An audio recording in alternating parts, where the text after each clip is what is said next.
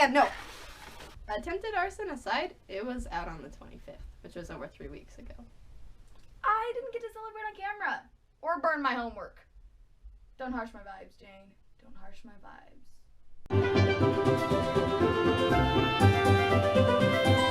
Hello, Internet! Jane is here today with some very shocking school-related news. Only 3 weeks after school is out. But before we get to that, I want to update you with what happened with Diana and her aunt. Yes, we did accidentally attack her while she was sleeping on Diana's bed. And yes, Aunt Jennifer did threaten to cancel Diana's extra piano lessons. But fear not, kindred spirits, Aunt Jennifer is one of us. She took me out for coffee and we had a very long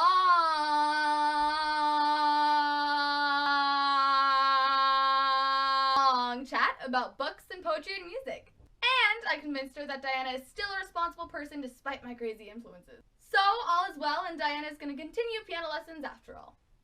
Although Jennifer seems very strict and uptight on the outside, she's actually a very kind soul.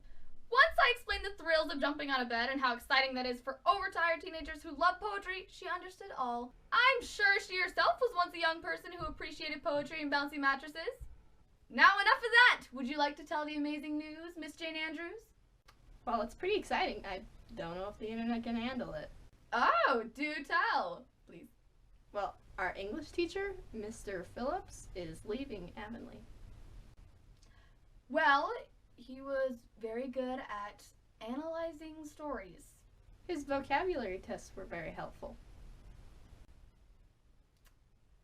I guess I'm gonna miss all the times he gave us surprise spelling quizzes. It's weird. Tell us more. What are the details? Well, I was helping out Mr. Donald clear out the chem lab for the summer, and I ran into Charlie, whose dad works for the school board, and he told Charlie, who told me, that Mr. Phillips got a promotion to be head of an English department at a school in Edmonton. Huh. Now he'll be able to spread his stereotypical analysis of the Great Gatsby to the beautiful province of Alberta. Well, I'm not sure if he's actually going to Edmonton. Ruby says there's a rumor going around that he's gotten engaged to a girl he met at Teachers College. Oh.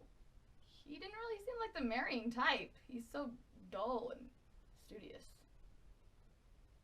In the best way! I'm sure he'll make a great English teacher / husband wherever he ends up going. Wait, do you know who the new teacher's gonna be? Well, you know Mrs. Lind, of course. What? No, it's not Mrs. Lind. I was talking to Mrs. Lind. Not that Miss Lind wouldn't make a great teacher. I just didn't think English was your area of expertise. Anyway, I was talking to Mrs. Lind at the library, and she says she heard from her friend on the Regina School Board that they're sending out a new, fresh out of university teacher named Maria Stacy. Maria Stacy. She sounds so young and hip. I bet she wears leather boots to class and drives a vintage 80s car and braids her hair in all sorts of funky fashions. Maybe. I don't know if that's very proper for a teacher, though. Teachers need to have professional appearances. Jane, do you want to be a teacher? Yes, I think so. I knew it. You'd be a great teacher. You're so organized and responsible and patient. Well, what about you, Anne? I think you'd be a great English teacher. What? Yes?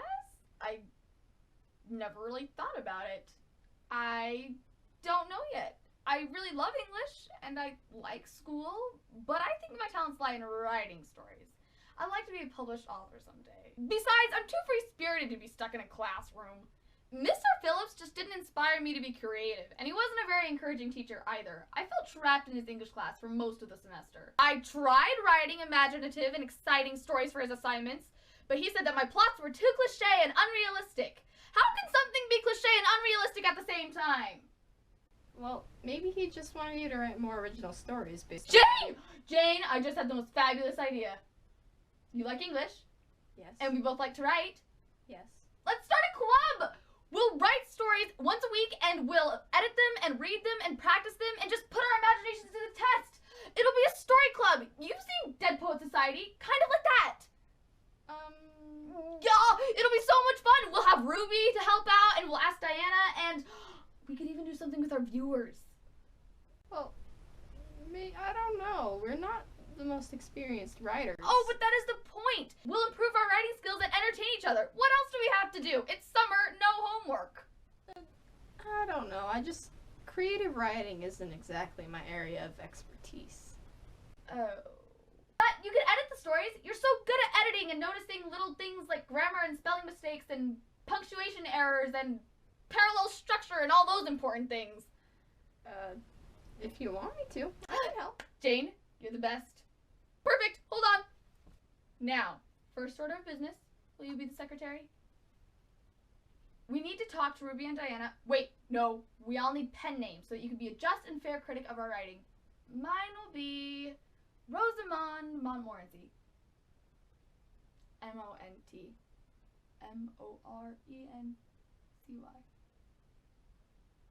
Okay.